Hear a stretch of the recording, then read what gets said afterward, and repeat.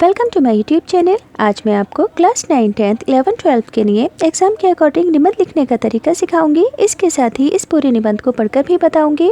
तो चैनल की प्लेलिस्ट में आपको सभी औपचारिक, अनौपचारिक पत्र और सभी तरह के निबंध मिल जाएंगे। आप इन निबंधों को निबंध के रूप में भी लिख सकते हो और प्रोजेक्ट फाइल और असाइनमेंट फाइल में भी लिख सकते हो। तो यहाँ पर टॉपिक है मुड़ो प्रकृति की ओर। तो सभी बच्चे पूरा ही टॉपिक एक बार ध्यान से सुन लेंगे। इससे क्या होगा, जब आपके सभी डाउट्स क्लियर हो जाएंगे तो आप एग्ज़ाम में इजीली लिख पाओगे। आपको ज़्यादा सोचने की ज़रूरत नहीं पड़ेगी। इससे आपकी सेल्फ नॉलेज, जनरल नॉलेज भी बढ़ेगी। सिर्फ 4-5 मिनट की वीडियो है, एक बार पूरा देख लो तो आपके लिए यूज़फुल रहेगी। तो सभी बच्चे जानते हैं कि एग्ज़ाम में पॉइंट्स के अकॉर्डिंग निबंध लिखना होता है। तो आपको इन सभी पॉइंट्स के अकॉर्डिंग इस पूरे ही निबंध को लिखना है। तो पॉइंट्स क्या क्या है? वर्तमान समय में शहरी वातावरण कंक्रीट का जंगल बन गया है। वन प्रकृति की देन है। वनों के प्रति हमारी उदासीनता। वन और पर्यावरण के संतुलन को बताना है। वनों से प्रदूषण मुक्ति में सहयोग मिलता है, इस बात को बताना है। तो पढ़कर बताती हूँ, सभी बच्चे इस ओर ध्यान से सुनेंगे।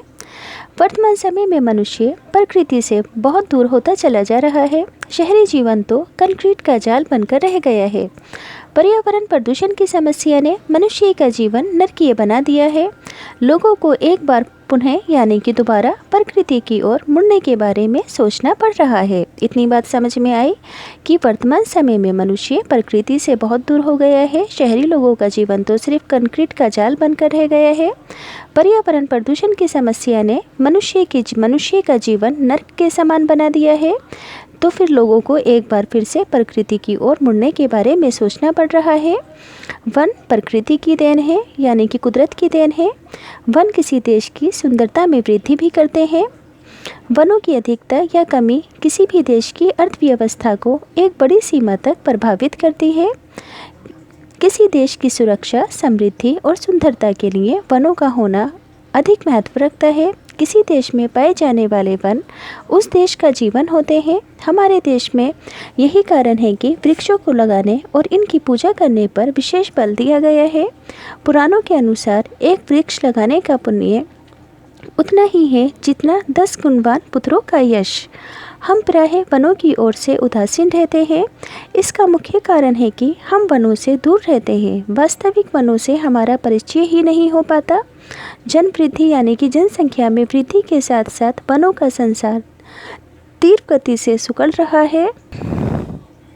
जंगल काटे जा रहे हैं और बस्तियां बसाई जा रही हैं। वन जो प्राकृतिक संतुलन बनाने का महत्वपूर्ण कार्य करते हैं, अत्यधिक कटाव के कारण विनाश का कारण बन जाते हैं। वन पर्यावरण को संतुलित बनाए रखने में, उद्योगों के लिए मूल्यवान सामग्री प्रदान करने, लाखों लोगों को रोजगार प्रदान करने का कार्य करते हैं। वन व्यापारिक, घरेलू और औद्योगिक वस्तु तैयार करने के लिए आवश्यक लकड़ी भी मुहैया कराते हैं। वन प्राकृतिक सुषमा के आगार तो हैं ही, पशु पक्षियों के शरण स्थल भी हैं, क्योंकि वनों में ही सारे पशु पक्षी रहते हैं। भारत के विशाल भूभाग में वन फैले हुए हैं। इन वनों में मदमस्त घूमते हुए हाथी, कुलांचे भरती हुई हिरणों की टोलियां, शेर, चीते, लकड़बग्घे और थिरकते हुए मोरों को देखा जा सकता है। अत्यंत मनोहारी एक से एक सुंदर दृश्य बरबस अपनी ओर खींच लेते हैं। कलरव करते पक्षियों की चहचहाट मन को मस्त कर देती है। प्रकृति की ओर मुड़ने से ही हम प्रदूषण से मुक्ति पा सकेंगे। प्रकृति से परे हटकर हम अनेक रोगों से घिर गए हैं। प्रकृति हमें शरण में लेकर सभी प्रकार के सुख प्रदान करती है। अगर आप चाहो तो इसको लिख देना, अदरवाइज मत भी लिखना।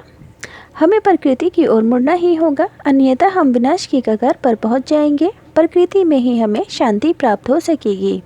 तो पूरा पढ़कर बता दिए है, एक बार आप भी सुन लेना तो आपका भी फ़ायदा हो जाएगा। मगर सभी बच्चे ये नहीं कहेंगे कि आपने सिर्फ रीडिंग कर सुना दी। मुझे सिर्फ आपको पढ़कर बताना था ताकि आपको इससे मुतालिक इन्फॉर्मेशन मिल सके। अगर आपको पसंद नहीं आता है तो चैनल को सब्सक्राइब कर देना, वीडियो को डिसलाइक भी कर देना। मगर जितना मुझे लगता था कि बच्चों को पढ़कर बताना चाहिए उतना मैंने पढ़कर बता दिया है। बाकी की तो नॉलेज आप सभी को खुद भी होगी।